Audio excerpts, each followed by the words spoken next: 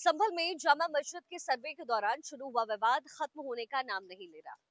योगी सरकार ने साल 1978 में हुए दंगों की जांच के आदेश अब दिए हैं। इन दंगों में सरकारी आंकड़ों के मुताबिक 24 लोगों की मौत हुई। तो वही सीएम योगी ने विधानसभा में कहा कि उस समय 184 लोगों की मौत हुई और इसकी जांच होनी चाहिए। सरकार की जांच के आदेश के बाद कई तरीके के सवाल अब उठ खड़े हुए हैं। योगी सरकार ने संभल से 2027 को अभी से साधने का मन बना लिया। संभल में मंदिरों के मिलने और बाबरियों के खोद कर निकलने के बीच सरकार ने एक और बड़ा फैसला लिया है। सरकार 1978 के संभल दंगों की जांच फिर से कराना चाहती है। 40 साल बाद उत्तर प्रदेश में सियासी हलचल तेज कर दी। उत्तर प्रदेश सरकार ने साल 1978 में संभल में हुए दंगों की फाइल 40 साल बाद फिर से खोलने का फैसला किया है। एसीएस होम ने संभल प्रशासन से एक हफ्ते में जांच रिपोर्ट भी मांगी है।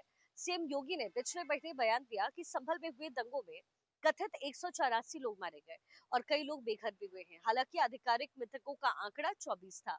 विधान परिषद की सदस्य श्री चंद्र शर्मा ने फिर से संभल दंगे को लेकर के जो है उसकी जांच की मांग की। संभल दंगे की फाइल फिर से खोलने के पीछे सरकार की मंशा को लेकर के जाहिर है सवाल अब उठ खड़े हुए हैं। सपा और कांग्रेस इसको राजनीतिक लाभ उठाने वाला कदम बता रही है।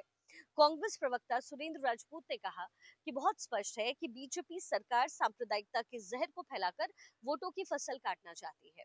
1978 के बाद 4 बार जो है मुख्यमंत्री बीजेपी के रहे। अब तक उन्होंने दंगों की बात क्यों नहीं की और अभी क्यों कर रहे हैं? क्योंकि भारतीय जनता पार्टी के पास अपनी उपलब्धि बताने के लिए नहीं है, ये आरोप लगाया जा रहा है।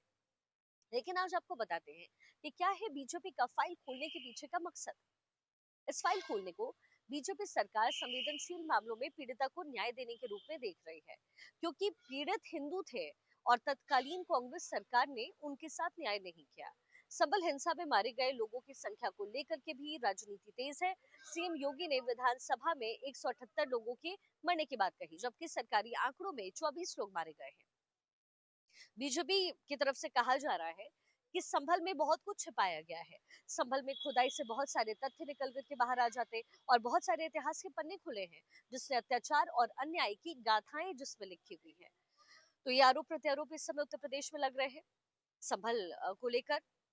वैसे केस रीओपन को लेकर के लोगों के मन में भी बहुत सारी बातें हैं और इसका जिक्र भी खूब हो रहा है। कुछ पत्रकार हैं वो कह रहे हैं कि सरकार का पॉलिटिकली मोटिवेटेड फैसला ये है। वो ये कह रहे हैं कि 40 साल बाद जो आरोपी थे वो या तो सजा याफ्ता या फिर पीड़ित, उनमें से ज्यादातर या तो मर गए या जिंदा भी होंगे तो 80 या 90 उम्र के होंगे।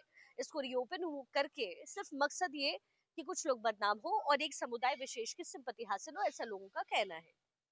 हालांकि आपको बता दें 24 लोगों की मौत का आधिकारिक आंकड़ा है, जिसमें 12 लोगों को जिंदा जलाने की बात, लेकिन सरकार अब 178 की मौत बता रही है। ये ऐसा कहा जा रहा है पत्रकारों द्वारा।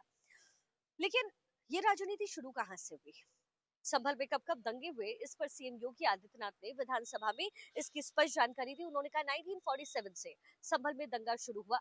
1947 में एक व्यक्ति की मौत हुई, 1948 में 6 लोगों की मौत हुई, फिर 1958 और 62 के दंगे में लोगों की मौत हुई, 1976 में 5 लोगों की मौत हुई दंगे में, 1978 में यह आंकड़ा 184 हिंदुओं तक पहुंचा और उनको सामूहिक रूप से जलाया गया। आप इस सच्चाई को स्वीकार नहीं करेंगे। 1980-82 में दंगे हुए, 1986 में दंगे में 4 लोग मारे गए, 1990-92 में फिर से दंगे हुए, 96 में 2 मौतें हुई। ये लगातार सिलसिला चलता रहा है। संभल में 1947 से अब तक 209 हिंदुओं की मौत हुई और इसके लिए किसी किसी ने इनके लिए संवेदनाएं भी प्रकट नहीं की। ये योगी आदित्यनाथ की तरफ से स्टेटमेंट दिया गया। अब हालांकि जैसे ही संभल दंगे की जांच सामने आई है, उसके बाद कई तरीके के सवाल उठने शुरू हो गए।